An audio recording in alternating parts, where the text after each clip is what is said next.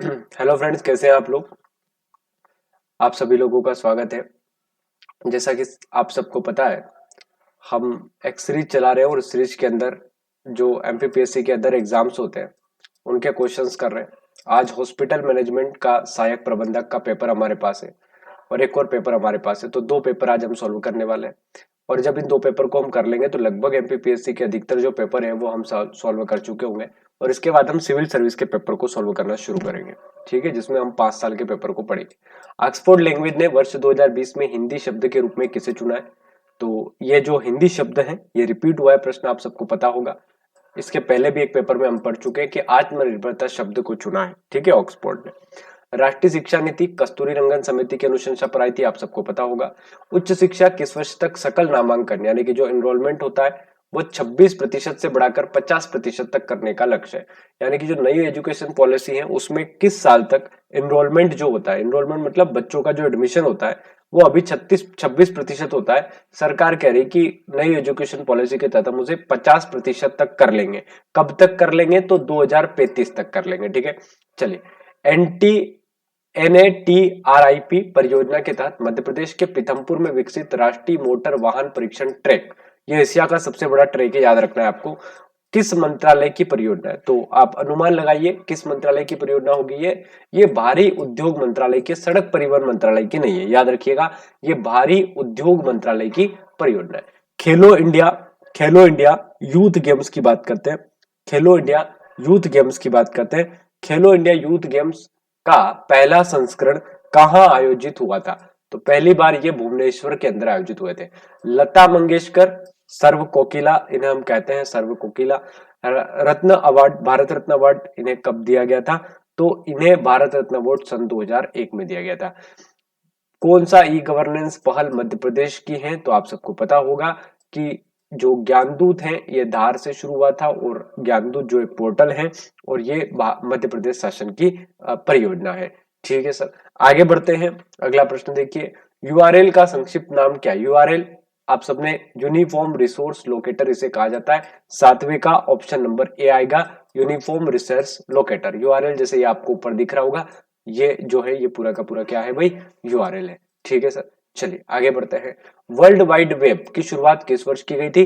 तो 1989 के अंदर की गई थी। वर्ल्ड वाइड वेब की शुरुआत 1989 के अंदर। जीआईएस किसका संक्षिप्त रूप है? तो जीआईएस जो संक्षिप्त रूप है वो भौगोलिक सूचना प्रणाली का है। जीआईएस किसका संक्षिप्त रूप है? तो भौगोलिक सूचना प्रणाली का संक्षिप्त रूप है। इनमें से कौन सा एक ई कॉमर्स है? तो बताइए सर, इनमें से कौन सा एक ई कॉमर्स होगा? तो ई कॉमर्स जो है वो है बी टू बी यानी कि business to business, business to customer, intra B या उपयुक्त सभी। तो ऑप्शन नंबर डी होगा ये सभी। किस उद्योग के उत्पादन में विश्व में मध्य प्रदेश का स्थान दूसरा है? याद रखिएगा, पेपर 2021 का है और उसके अनुसार इस प्रश्न को डिलीट कर दिया गया है क्योंकि किसी भी उत्पादन में हम दूसरे स्थान पर नहीं है, ठीक है। तो ये प्रश्न डिलीट, जहां भी क्रॉस लगा समझ जाइएगा डिलीट है। भारिया जनजाति मध्य प्रदेश के किस जिले में रहती है? जब आप भारिया जनजाति की बात करते हो तो आप सबको पता होगा मध्य प्रदेश का छिंदवाड़ा जिला, जिसमें भारिया जनजाति निवास करती है। तो ये जो इलाका है यहाँ पर भारिया जनजाति का निवास क्षेत्र है, ठीक है, छिंदवाड़ा का पातालकोट। अब छिंदवाड़ा से दो जिले अलग अलग आपके, छिंदवाड़ा से टूट के बन गया है पांडुर्ना जिला। मध्य प्रदेश में कौन से मुख्यमंत्री केंद्रीय मंत्रिमंडल में पहले गृह विधि एवं रक्षा मंत्री बने? तो मध्य प्रदेश में कौन से मुख्यमंत्री केंद्रीय मंत्रिमंडल में पहले गृह मंत्री, विधि मंत्री और फिर रक्षा मंत्री बने? तो आप सबको पता होगा इसका जो उत्तर है वो है ऑप्शन नंबर डी। ये प्रश्न पहले भी एमपीपीएससी ने पूछा था, कैलाशनाथ काटजू। मध्य प्रदेश में ग्राम पंचायतों का गठन, ये तो रिपीट हुआ है, कितनी बार रिपीट हुआ है। मध्य प्रदेश में ग्राम पंचायतों का जो गठन हुआ है वो 1962 में। ध्यान रखिएगा, संवैधानिक दर्जे की बात नहीं हो रही है। संवैधानिक दर्जा तो मध्य प्रदेश ने दिया था पहली बार, लेकिन मध्य प्रदेश में ग्राम पंचायत बहुत पहले से है, ठीक है। जैसे कि नागौर में 1959 से, वैसे ही मध्य प्रदेश में 1962 से। ग्राम सभा के संबंध में सही क्या है? गांव के सभी व्यक्ति सदस्य होते हैं क्या? गांव की मतदाता सूची में शामिल होने वाले व्यक्ति सदस्य होते हैं, ये तो बात सही है। महीने में एक बार बैठक अनिवार्य है। ग्राम सभा की बैठक में 1/3 महिला होनी चाहिए। तो इसका जो उत्तर होगा वो क्या होगा? डी होगा। देखो पहला नहीं हो सकता क्योंकि गांव के सभी सदस्य कभी ग्राम सभा के सदस्य नहीं हो सकते ना, तो इसमें तो बच्चे भी आ जाते, तो बच्चे कैसे ग्राम सभा के सदस्य होंगे? ग्राम सभा के सदस्य वही होते हैं जो वोटिंग वाले होते हैं, यानी कि जो वोट दे रहे हैं।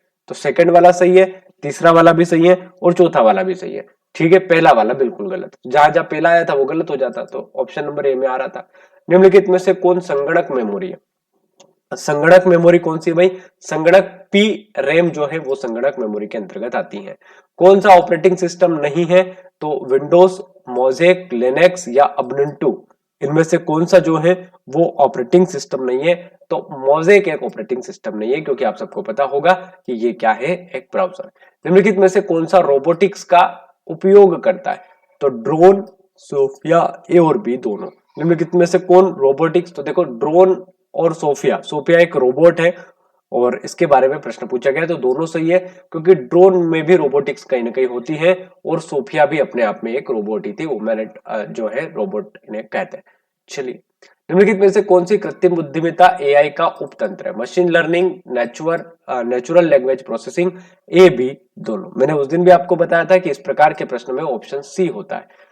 सरकार को ई गवर्नेंस, शायद हर बार सी होगा जरूरी नहीं है, लेकिन हाँ 95% केस में सी ही होता है। सरकार को ई गवर्नेंस सहायता का आधार है। सरकार की ई गवर्नेंस सहायता कौन करता है? तो सरकार की जो ई गवर्नेंस सहायता करता है वो एनआईसी करता है, निक करता है। ठीक है, इसकी स्थापना 1976 में होती। किस नगर का प्राचीन नाम दशपुर है? कल भी मैंने रिपीटली बताया था आपको, मंदसौर, दशपुर अभिलेख, वत्स भट्टी का अभिलेख। ठीक है, और मैंने आपसे कहा था कि जो आपका वत्स भट्टी है, इसने यहाँ से सूर्य मंदिर की जानकारी हमको प्राप्त होती है। ठीक है, तो ये पूरी की पूरी इंफॉर्मेशन आपको याद रखनी है मेरे भाई। चलिए अगले प्रश्न पर आते हैं। अगला प्रश्न देखिए क्या है, महाराजा छत्रसाल की राजधानी कौन सी है? महाराजा छत्रसाल की राजधानी कौन सी है? 22वां प्रश्न आपसे पूछा गया, महाराजा छत्रसाल की राजधानी कौन सी है?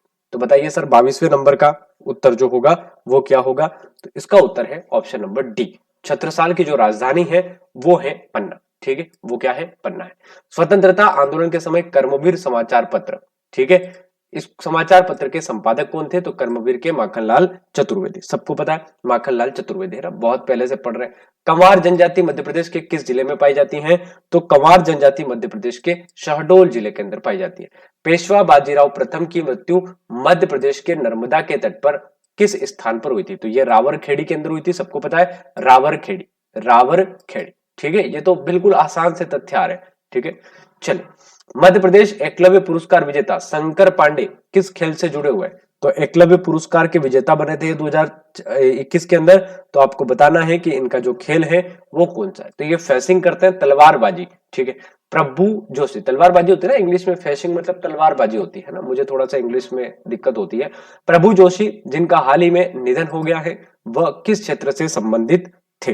तो प्रभु जोशी जी का संबंध था चित्रकार से, चित्रकार। मध्य प्रदेश के जीवन अमृत योजना किसके लिए शुरू की गई थी? तो मध्य प्रदेश में जीवन अमृत योजना कोरोना वायरस संक्रमण के रोकथाम के लिए शुरू की गई थी। ठीक है, इसमें क्या किया गया था? तो इसमें अलग अलग प्रकार के चूर्ण वगैरह बना के दिए जाते थे। देश में प्रथम सीडीएस जनरल विपिन रावत साहब का हाल ही में निधन हो गया था हेलीकॉप्टर दुर्घटना में। हाल ही में मतलब उस समय की बात है जब 2021 में पेपर आयोजित हुआ होगा, तो शब्द का प्रयोग किया गया हाल ही में। तो ये कहाँ के थे? तो बताइए सर, इनका जो संबंध था वो तमिलनाडु राज्य में, मतलब ये सॉरी, ये दुर्घटना कहां पर हुई थी? तो ये तमिलनाडु में हुई थी। मध्य प्रदेश का भी एक जवान इनके साथ था। टोक्यो ओलंपिक खेलों में देश के नीरज चोपड़ा कितनी दूरी तक भाला फेंका था? तो टोक्यो ओलंपिक में स्वर्ण पदक जीता था और इस बार शायद सिल्वर या कांस्य जीता है। तो टोक्यो ओलंपिक, पेरिस ओलंपिक में क्या जीता है कमेंट सेक्शन में बताएंगे। तो 85.30 मीटर। ठीक है, हाँ एक बार चेक कर लेता हूं मैं, ऑप्शन 30 बी। ठीक है, सॉरी बी आएगा इसका उत्तर, 30 बी। ठीक है, 87 चेक कर लिया अपन ने, इसका जो उत्तर आएगा वो बी आएगा। ठीक है, 87.58। ठीक है, चलिए, ठीक है, 87.58। आगे बढ़ते हैं। भांडेर तथा कैमूर की पहाड़ियां निम्नलिखित में से किस का फैलाव है? तो बहुत बार बताया है आपको, है ना, विंध्य का फैलाव है। भांडेर और कैमूर दोनों विंध्य का पार्ट है। आगे बढ़ते हैं, अगला देखिए, वन स्थिति रिपोर्ट 2019, अब 24 की रिपोर्ट आ गई है, 21 की भी नहीं, 24 की आ गई सीधे अब, है ना। तो 19 के बाद 21, 21 के बाद 24 आ गई। ठीक है, तो वन स्थिति रिपोर्ट के अनुसार कुल भौगोलिक क्षेत्र का कितना प्रतिशत वन मध्य प्रदेश में है? तो कुल भौगोलिक क्षेत्रफल का कितना प्रतिशत वन मध्य प्रदेश में है? तो 25% लगभग मध्य प्रदेश में। ठीक है, कोपेन के अनुसार मध्य प्रदेश में अधिकांश क्षेत्र किस जलवायु, ये रिपीट हुआ है भाई प्रश्न। तो कोपेन के अनुसार सर्वाधिक जो क्षेत्र है, कोपेन का जब क्लासिफिकेशन आप पढ़ोगे तो CWG के अंतर्गत आता है। कितनी वर्षा समवृष्टि रेखा मध्य प्रदेश को पूर्व और पश्चिम के दो भागों में बांटती है। तो ये जो वृष्टि रेखा है ये है 60 सेंटीमीटर। मध्य प्रदेश में रामखेरिया तथा मझगवां, ये किसकी खदान है भाई? ये हीरे की खदान है ना। तो नाम भी सुना होगा आप लोगों ने, रामखरिया और मझगवां। राज्यपाल की विधायी शक्तियां कौन सी है? राज्यपाल की विधायी शक्तियां विधानसभा का अधिवेशन बुलाना, विधानसभा को संबोधित करना, अध्यादेश जारी, ये तो सारी ही शक्तियां हैं, मतलब सारी हैं। तो ये तो है ना, ये राज्यपाल की विधायी शक्ति पूछी ना, तो ये फिर गलत है, डिलीट कर दिया गया आयोग के द्वारा। चेक कर लेते हैं। 36वां प्रश्न आयोग ने डिलीट कर दिया। मध्य प्रदेश में साक्षरता दर के बारे में सही बताना है। कुल साक्षरता दर मध्य प्रदेश की सही कौन सा डेटा, इनमें से सही कौन सा है? क्या ये डी वाला सही दिख रहा है आपको? 37 पर जाएंगे, क्या डी वाला सही दिख रहा है? कुल साक्षरता दर ये कह रहा 70 है, 60%, 80 पुरुष, और ये क्या है भाई 60% महिला, है ना। ये महिला की है, ये पुरुष की है। लगभग ये सही है क्योंकि 70 के आसपास हमारी पॉपुलेशन साक्षरता है। भारत में जैविक खेती के तहत कृषि भूमि के क्षेत्रफल में मध्य प्रदेश का स्थान कौन सा है? तो जैविक खेती की बात करते हैं। जैविक खेती में हम पहले स्थान पर आते हैं। जैविक खेती में हमारा जो स्थान है वो कौन सा है? पहला है। ठीक है, अगले प्रश्न पे आ जाते हैं। 2020-21 में सकल घरेलू राज्य उत्पादन, तो ये आप नया पढ़ लीजिएगा, मैंने आर्थिक सर्वे पूरा पढ़ा दिया है, तो नया डेटा याद कर लीजिएगा, इसको याद करने की आवश्यकता नहीं है। बुंदेलखंड में सबसे लोकप्रिय नृत्य कौन सा होता है? सबको पता है, राई नृत्य सबसे फेमस है। 1857 के स्वतंत्रता आंदोलन में भाग लेने वाली झलकारी बाई, झलकारी बाई के बारे में आप जानते ही हैं। झलकारी बाई का जो संबंध है वो कहां से है? तो झलकारी बाई बुंदेलखंड से संबंधित है। ठीक है। स्वांग एक पारंपरिक लोकनाट्य है, मध्य प्रदेश में कहां से संबंधित है? तो स्वांग संबंधित है बुंदेलखंड से। स्वांग कहां से संबंधित है? बुंदेलखंड से। बरहूत का स्तूप मध्य प्रदेश के किस जिले में आता है? तो बरहूत का स्तूप जो आता है वो आता है आपके सतना डिस्ट्रिक्ट के अंदर। बरहूत का स्तूप कहां से आता है? सतना डिस्ट्रिक्ट के अंदर आता है। बड़वा नगर किस नदी के किनारे पर स्थित है? तो बड़वा नगर जो स्थित है वो नर्मदा नदी के किनारे पर है। ठीक है, बड़वा एक काफी फेमस नगर है और नर्मदा नदी के पहले पड़ता है। कवि प्रदीप का वास्तविक नाम क्या था? ये एमपीपीएससी सिविल सर्विस में भी पूछा जा चुका है। ठीक है, तो कवि जो प्रदीप थे उनका जो वास्तविक नाम मिलता है वो रामचंद्र द्विवेदी मिलता है ना। वास्तविक नाम 2-3 बार पीएससी पूछ चुका है, रामचंद्र द्विवेदी। मैग्नीज के उत्पादन में निम्नलिखित में से कौन सा स्थान मध्य प्रदेश में स्थित नहीं है? तो इसका जो उत्तर होगा वो होगा ऑप्शन नंबर सी, दुर्ग। मैग्नीज के उत्पादन का निम्नलिखित में से कौन सा स्थान मध्य प्रदेश में नहीं है? दुर्ग, क्योंकि छत्तीसगढ़ में आता है। मध्य प्रदेश में गैर पारंपरिक ऊर्जा स्रोत में उत्पादन को प्रोत्साहन देने हेतु प्रोत्साहन नीति किस वर्ष लागू की गई थी? तो प्रोत्साहन नीति लागू की गई थी सन 2006 में। ठीक है। मध्य प्रदेश में ऊर्जा विकास निगम की स्थापना, ये भी रिपीट हुआ है प्रश्न। ऊर्जा विकास निगम की जो स्थापना हुई है वो 1982 में हुई, पहले भी मैं बता चुका हूं। ये पूरी की पूरी रिपीट हुई है। बरगी राजघाट चंबल तो सबको पता है, गांधी सागर चंबल है, बाण सागर जो है सोन है, राजघाट मैंने बताया था राजपाट बेटे को तिलक लगाना बेतवा है, और बरगी जो है वो नर्मदा है। तो ये जोड़ी आप बना लीजिएगा। क्या आएगा इसका उत्तर? स्कूट के अनुसार अगर आप देखेंगे तो इसका उत्तर ऑप्शन नंबर डी होगा। ठीक है, ऑप्शन नंबर डी। निम्नलिखित में से कौन सा बालाघाट और सिवनी में सर्वाधिक सिंचाई का साधन है? तो मैंने एक बार क्लास में ही बताया था आपको कि मध्य प्रदेश में सर्वाधिक सिंचाई नलकूप से होती है, कुएं से होती है, लेकिन बालाघाट वाले इलाके में सिंचाई तालाबों से होती है। ठीक है, तो सिंचाई जो होती है तालाब और नहर, है ना। मतलब बालाघाट अगर सेपरेट पूछे तो तालाब आएगा, आयोग ने इसका उत्तर नहर बता रखा है। ठीक है, तो आयोग के अनुसार इसका उत्तर नहर है। और अगर सेपरेट बालाघाट पूछे तो सर्वाधिक यहाँ पे जो सिंचाई होती है वो तालाब से होती है, इसीलिए बालाघाट मछली के उत्पादन में भी प्रथम स्थान पर है। ठीक है मेरे भाई, चले अब अगला पेपर सोल्व करते हैं। अगला पेपर जो हमारे पास है वो है आपका कौन सी भर्ती का? चलिए, ये है भाई सामान्य संपदा यानी कि जो शाखा अधिकारी का पेपर हुआ था। शाखा अधिकारी का ये पेपर है। 2021 में ये पेपर आयोजित किया गया था और मैं आपको बता रहा हूं कि सभी पेपर लगभग आप लोगों की मदद से और हमने लगभग कंप्लीट किए हैं। और ऐसे 600-700 प्रश्न, 700 से ज्यादा हो गए होंगे। ये 10वां 11वां पार्ट होगा आई थिंक, और हर पार्ट में 100 प्रश्न हमने करे हैं। तो आप थोड़े कम भी माने तो भी अप्रोक्स आप पहुंचे हैं लगभग 900 से लगा के 1000 प्रश्नों तक। इतने प्रश्न आपकी आंखों के सामने से निकल चुके हैं और वो सारे प्रश्न एमपीपीएससी ने पूछे हैं सर। ठीक है, तो ये आप ध्यान रखिएगा। सिविल सर्विस के भी जब आप कर लोगे तो लगभग 2-3 हजार प्रश्न आप जो प्रीवियस ईयर क्वेश्चंस की बुक मंगाते हो उसके जैसा आपका पूरा का पूरा काम यहाँ पे हो गया। ठीक है सर, चलिए आगे बढ़ते हैं। ये पेपर मैंने बता चुका हूं आपको, शाखा अधिकारी का जो पेपर है वो है इसका जीएस का फर्स्ट पेपर अपन सोल्व कर रहे हैं। जेपीजी इज का संक्षिप्ताकार क्या है, मतलब इसका फुल फॉर्म पूछा है, तो इसका जो फुल फॉर्म होगा वो ज्वाइंट फोटोग्राफिक एक्सपर्ट्स ग्रुप होगा, ऑप्शन नंबर सी। परिवर्णी शब्द आरटीजीएस का अर्थ क्या होता है?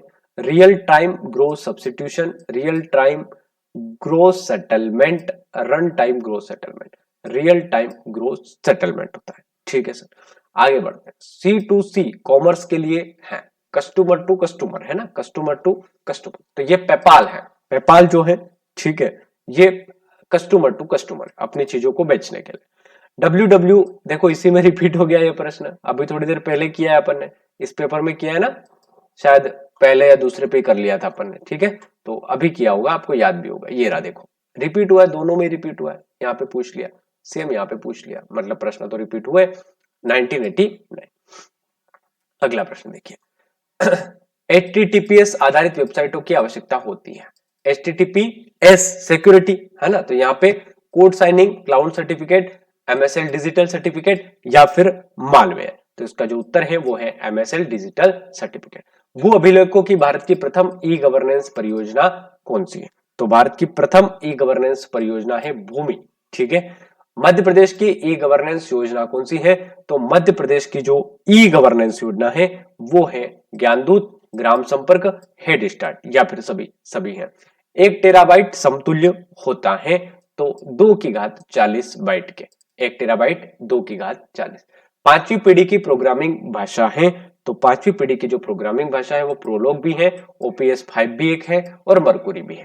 ये तीनों भी पांचवी पीढ़ी की प्रोग्रामिंग भाषा है, तो आयोग के अनुसार डी उत्तर इसका सही माना गया। ठीक है, आयोग के आंसर की है मेरे पास, तो आप निश्चिंत रहिए, आंसर को लेकर जो भी आंसर यहाँ पे बताए जा रहे हैं वो आयोग के अनुसार एकदम एक्यूरेट है। अब किताब में उसका क्या आंसर है उससे आप सबको पता है, आयोग अपने अनुसार आंसर देता ही है और अपनी बातों पर अडिग रहता है। ये भी आपने देखा ही होगा, कोर्ट में कितने ही आप केस लगा लो, उसको अगर उस आंसर को नहीं मानना है तो वो नहीं मानेगा, चाहे कोर्ट आ जाए या कोई भी आ जाए, तो वो नहीं मानता है। उसको लगता है कि भाई हम सही है तो आप वही सही है फिर।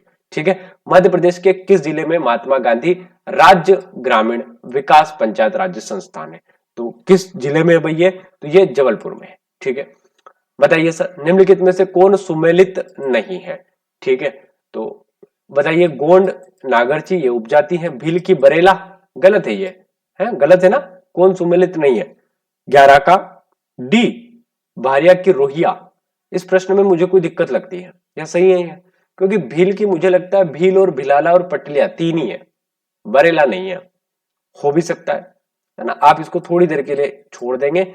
आयोग के अनुसार इसका जो उत्तर बता रहा है आयोग, मैं बता देता हूं, आयोग के अनुसार जो इसका उत्तर है वो ऑप्शन नंबर डी है। आयोग कह रहा है कि भारिया जो है उसकी रोहिया नहीं है, बाकी सारी ऊपर की सही है। बेगा की बिंजवार सही दे रखा है। ठीक है, मेरे अनुसार बी, आयोग के अनुसार डी। ठीक है, तो यहां डिबेट है। चलिए आगे बढ़ते हैं। भील जनजाति का, क्योंकि मैं यहीं से हूं, मैं झाबुआ से हूं और भील जनजाति के आसपास के लोगों को मैंने देखा है और मुझे लगता है कि भील में बरेला नहीं होती है, भील भिलाला पटलिया होती है। ठीक है, फिर भी देखते हैं अपन इसको। भील जनजाति का प्रमुख त्योहार है भगोरिया। अक्टूबर 2022 की स्थिति में मध्य प्रदेश में लोक स्वास्थ्य एवं परिवार कल्याण मंत्री कौन थे? तो उस समय पता भी होगा आपको। ठीक है, प्रभुराम चौधरी जी, ठीक है, जो सांची से विधायक भी थे, अभी भी है शायद कि हार गए, प्रभुराम चौधरी अभी हार गए शायद चुनाव। चलिए आगे बढ़ते हैं। अगला प्रश्न देखिए, थावर बान मंडला किस जिले में निम्नलिखित में से कौन सी तहसील स्थित है? तो थावर में स्थित है नैनपुर तहसील, थावर में नैनपुर तहसील स्थित है। मध्य प्रदेश में प्रथम मुख्यमंत्री कौन थे? तो पंडित रविशंकर शुक्ल मध्य प्रदेश के प्रथम मुख्यमंत्री।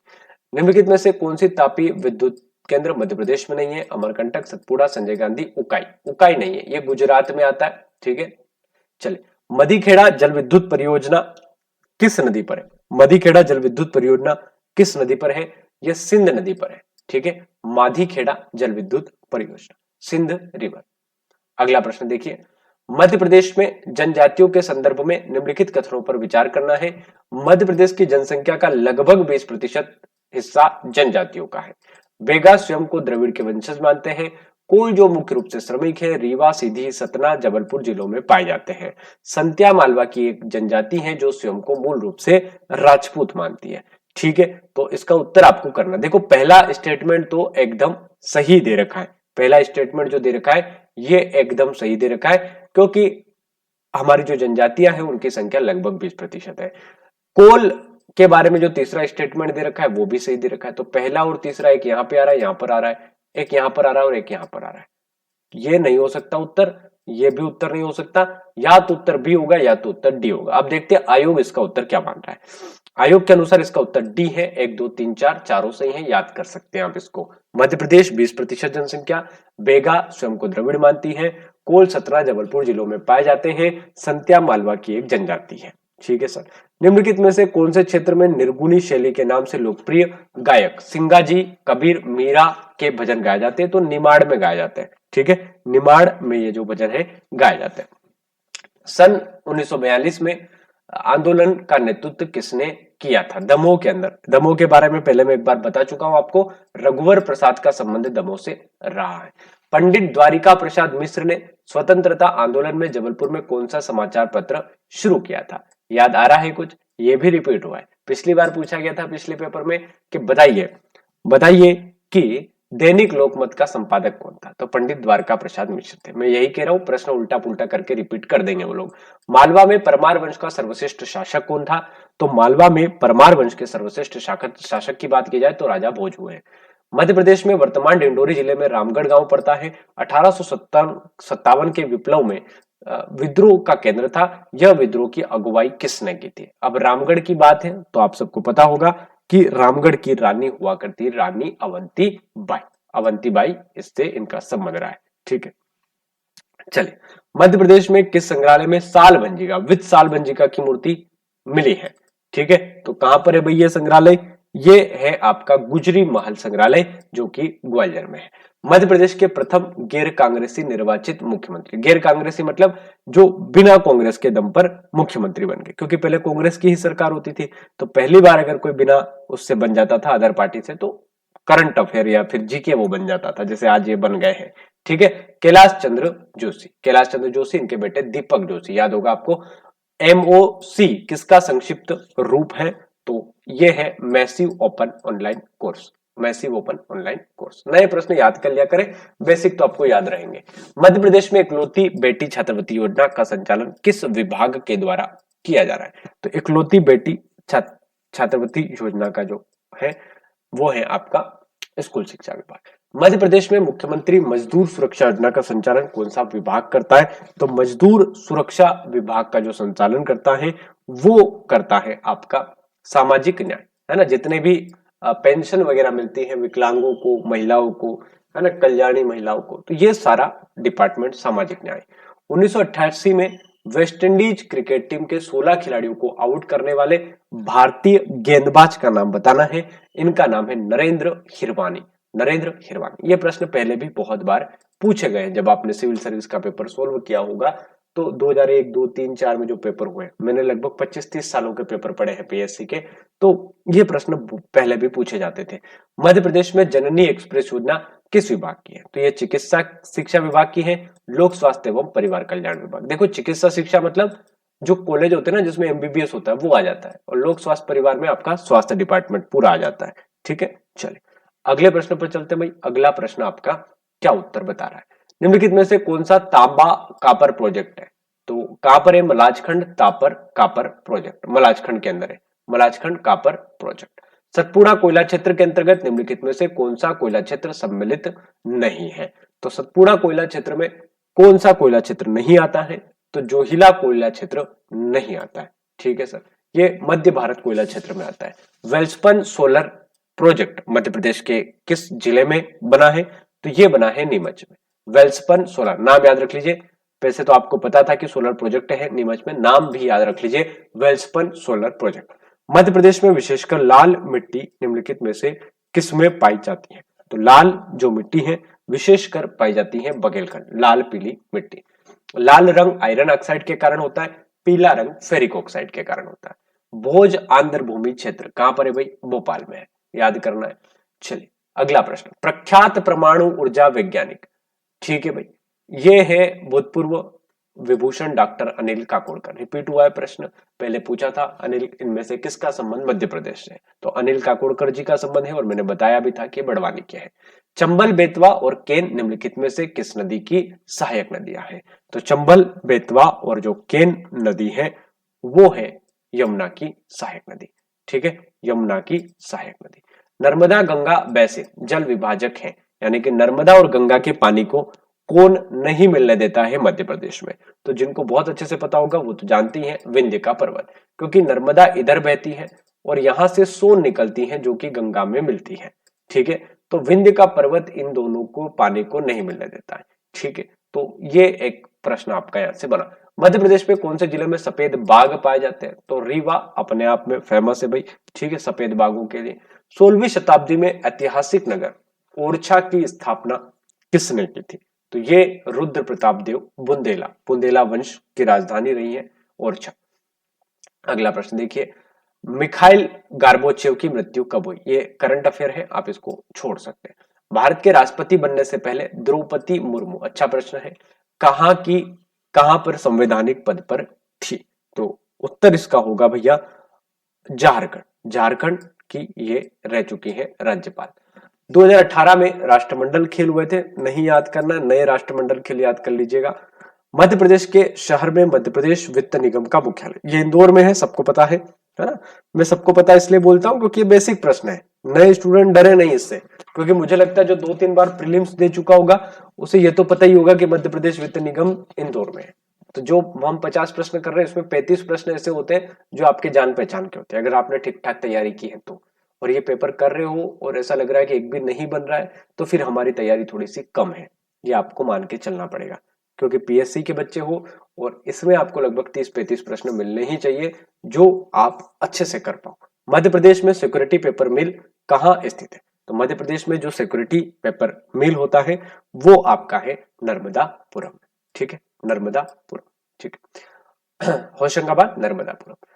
और इंडस मेगा फूड पार्क कहाँ है? तो मेगा फूड पार्क आपको पता ही है 2007-8 के अंदर। तो मेगा फूड पार्क जो है इंडस मेगा फूड खरगोन के अंदर, ठीक है, कहां पर है? खरगोन।